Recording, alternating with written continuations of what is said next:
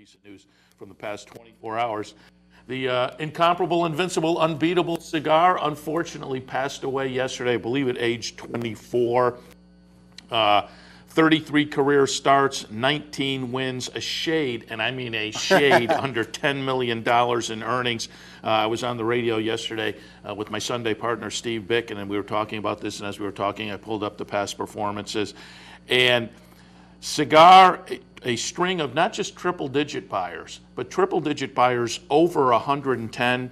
To end his career, he had a string of 17 straight races, over 110 buyers. I mean, it's just, and I said, this is one of those horses, one of the small handful of horses in my racing career that's just up there among the greats. Forgo was the one that pulled me in, but Cigar is certainly right up there among the all-time greats with that, particularly that 10 for 10 season he had, capped by the invincible, unbeatable call from Tom Durkin in the Breeders' Cup Classic. Just amazing, but unfortunately passed away yesterday. Yeah, and Cigar was never my favorite horse. I was always a skip-away guy, but you mentioned Forgo kind of pulling you in, and Cigar didn't pull me in, but in 1995 I started following and getting into races, and that was when Cigar was, you know, at his best, at his peak. So I had kind of a seminal moment a little bit yesterday. The fact that, you know, Cigar, 24 years old, has passed on, and I just kind of scratched my head and said, wow, I've been, you know, doing in this game for quite a while now, and he was the first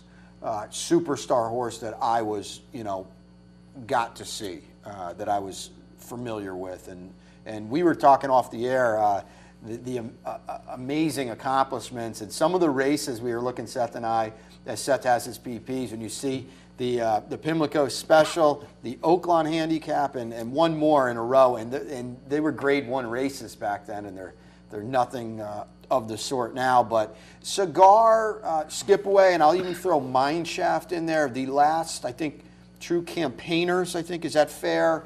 They took this horse everywhere. They danced every dance with him. Serena's Song, certainly you could put in there for Wayne Lucas.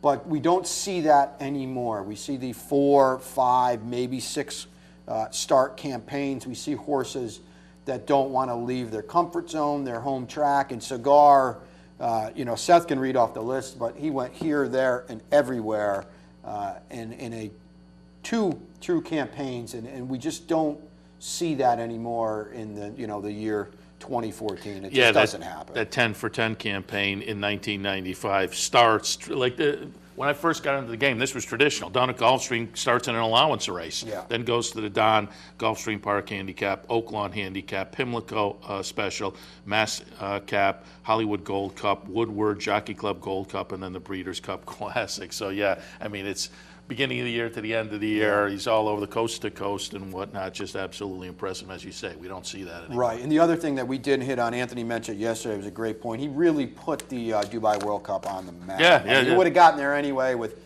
$10 million in the kitty, but he really was the one when he outgamed Soul of the Matter, who certainly looked like he was coming to get him in deep stretch on a Wednesday, I believe. Back when it was on dirt, you know, he put that race on the map and started a string of, you know, Silver Charm, I believe, and those kind of horses going over there and winning, American horses going over there and winning that. So. And now with dirt back over there, we'll have to see if that right, is exactly. the case again.